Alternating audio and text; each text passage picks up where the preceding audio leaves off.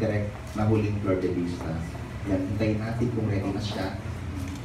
Hello, Tita Ethel, thank you. Tita Ramos, Gretchen, thank you. Ayan, from the press, thank you. Ayan, ready na siya.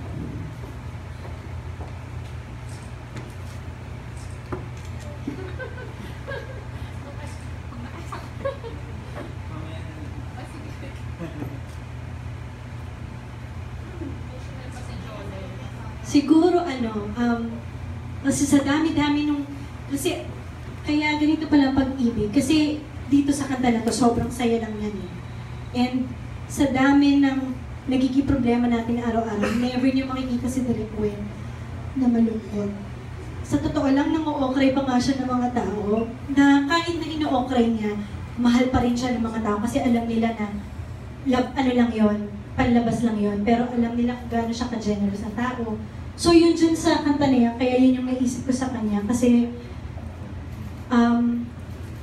kahit na ang tagal ko na sa showbiz, kahit na minsan meron ako mga heartaches na sinasabi ko sa kanya sa mga problema ko dati, parang ang gaganda pa rin ng mga advice na binibigay niya sa akin, na pinapakita niya sa akin, na ang ganda lang ng buhay.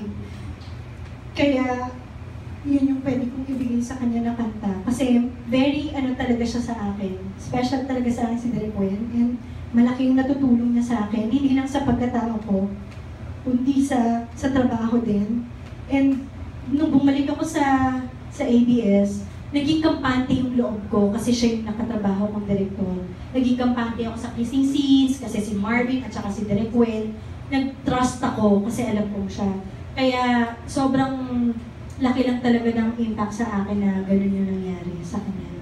Pero kung meron ako i-dedicate sa kanya, sa album na yan, yung kanta ni Mark, kasi parang family rin siya sa akin. Katulad ng kanta na yun, na pamilya kami dun sa kanta na yun eh. Kami yung tatlo, si Mark, ako at si Pele, at parang kasama namin si Direk Gwen doon.